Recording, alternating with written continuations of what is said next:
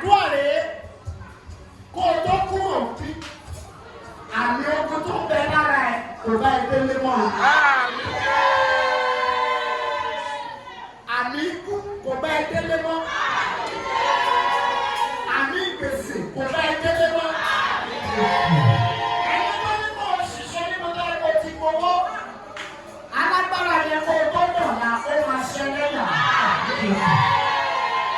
Gbogbo ẹni tó fara ní ọ́ tó tún sọ pé òun fẹ́ fi oṣù ní pọ́n ẹ lójú.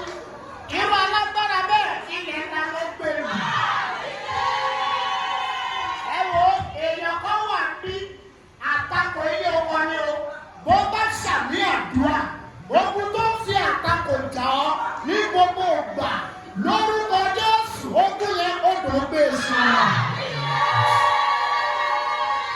Ẹgbọ́n bàbá mi ní kí kéde fún àwọn mẹ́ta tó wà bí. Ẹgbọ́n ọ̀fà kan bẹ lára rẹ, ogun àdágbé, ìkejì, àdáfà, ìkẹta àti pàṣẹ. Lórúkọ Ọlọ́run àṣẹ, ọ̀fà mẹ́tẹ̀ẹ̀ta yìí gbóòrùn lóṣù ló jáde lára ẹ̀. Ayé rẹ̀ gba ìsinmi. Kò yé padà. Èjìdí di òwò. Jésù Olúwa wa. Àmín, àmín, àmín.